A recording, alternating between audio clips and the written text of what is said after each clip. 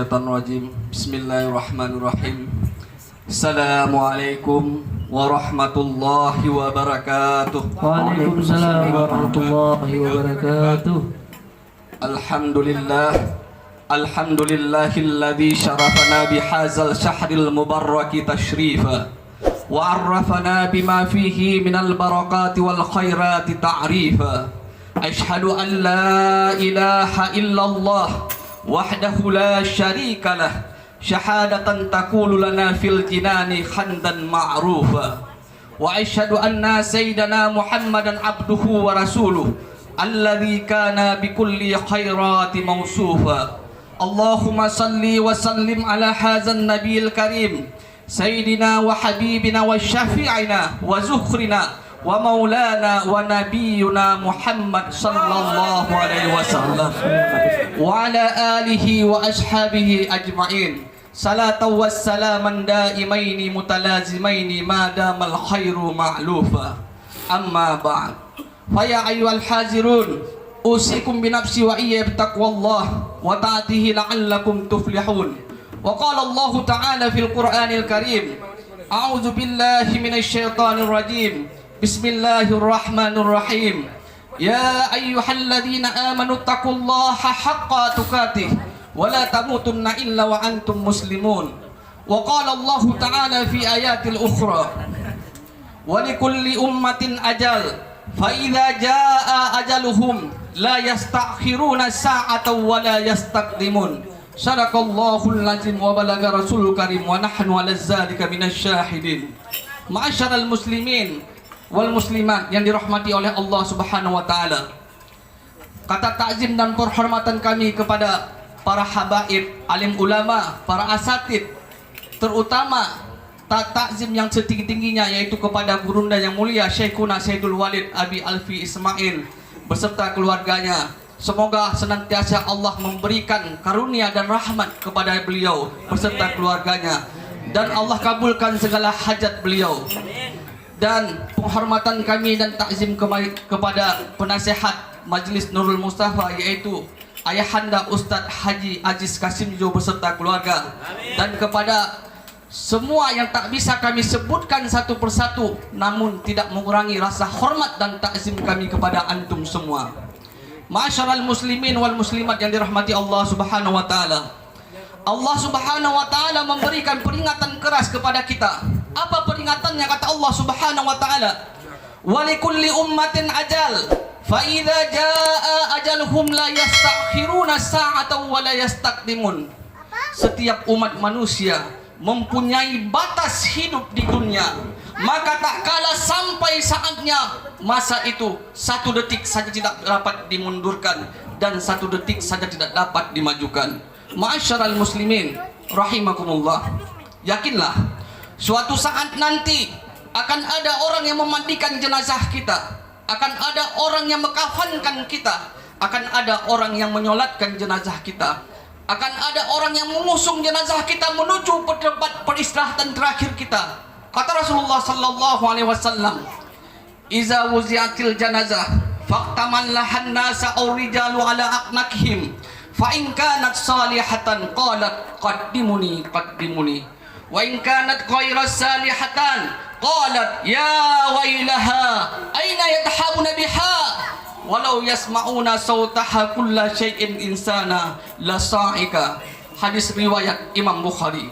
Kata Rasulullah sallallahu alaihi wasallam, nanti suatu saat akan ada orang yang memandikan jenazah kita, akan ada orang yang menyolatkan jenazah kita, akan ada orang yang mengusung jenazah kita dibawa ke dalam masjid ataupun ke surau, apakah ini individu ataupun tidak.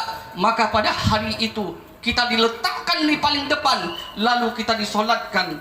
Setelah kita disolatkan, lalu kita usung oleh saudara marahnya di atas pundaknya, dibawa kita menuju ke tempat peristirahatan terakhir kita. Kata Rasulullah sallallahu alaihi wasallam, "Wa in kanat salihatan," maka jika itu orang yang senang teriasa berbuat amal soleh, maka dia akan berteriak. Kata Rasulullah sallallahu alaihi wasallam, apa teriakannya?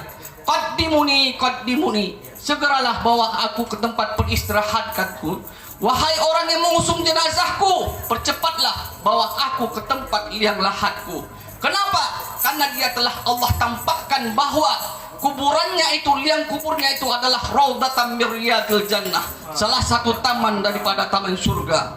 Ma'asyiral muslimin yang dirahmati Allah Subhanahu wa taala.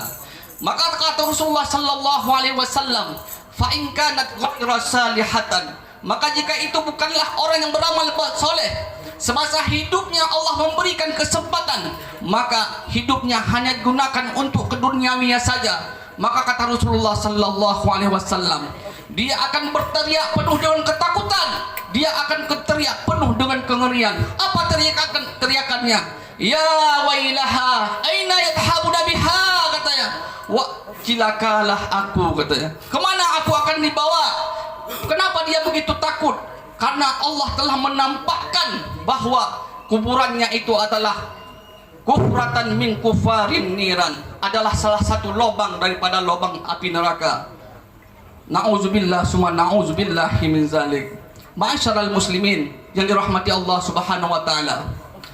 Allah Subhanahu wa taala bercerita dalam ayat lain, dalam ayat Al-Mu'minun ayat 99, kata Allah Subhanahu wa taala, hatta idza jaa ahaduhum mauta qala rabbi ji'uni. Maka ketika nanti suatu saat engkau meninggal, setelah engkau kuburkan, kata Allah Subhanahu wa taala, maka setelah ditinggalkan, maka dia akan berteriak, Rabbi ji'uni, ya Allah kembalikanlah aku ke bumi. Untuk apa mereka minta kembali ke bumi? Apakah untuk mengurusi harta mereka? Tidak. Apakah untuk menduduki jabatan yang pernah mereka duduki semasa di dunia? Tidak. Apakah untuk mereka bertemu dengan keluarga kecintanya? Tidak. Untuk apa mereka minta kembali kepada Allah? La'alli na'malu salihan ma taraktu. Mereka ingin melakukan amal baik apa yang mereka lalaikan dulu, apa yang mereka lupakan dulu. Itulah banyak yang menyesal. Kita lihat alam barzah, seperti guru yang mulia mengatakan, Abi sering berulang-ulang kepada kita bahwa alam barzah itu sangatlah jauh, sangatlah panjang perjalanan. Adakah yang kita persiapkan sekarang amal ibadah untuk menuju ke alam barzah itu? Karena kita sangat membutuhkan segala amal ibadah yang kita bawa tak kala nanti kita menghadap Allah Subhanahu wa taala. Yakinlah, pada hari ini kita masih bisa menginjak bumi. Nanti suatu saat bumi yang akan menginjak kita. Saat ini kita masih di atas bumi, nanti bumi yang di atas kita. Maka adakah yang Allah berikan kesempatan kepada kita, baik sebagian harta kita? Yang namanya investasi bukanlah mobil mewah yang berderet di garasi, tapi investasi adakah amal dan segala macam harta yang Allah titipkan kita infakkan ke jalan Allah? Adakah kita membagikan kepada fakir miskin? Adakah kita membagikan kepada yatim piatu? Adakah kita menyumbangkan kepada rumah-rumahnya Allah Subhanahu wa taala? Begitu juga langkah kaki yang masih lengkap Allah berikan, tangan kita yang masih kuat kita ayunkan. Adakah kita selalu menjalankan ke amal yang baik? Adakah kita melangkah ke amal ke majlis? Ma'asyiral muslimin yang dirahmati Allah Subhanahu wa taala, mari kita tanyakan kepada diri kita semua. Dan semoga apa yang saya sampaikan ini menjadikan bahan renungan dan pertimbangan untuk kita semua. Hadanallah wa iyyakum ajma'in. Akhir kalam. Wabillahi taufiq wal hidayah. Wassalamualaikum warahmatullahi wabarakatuh. Waalaikumsalam.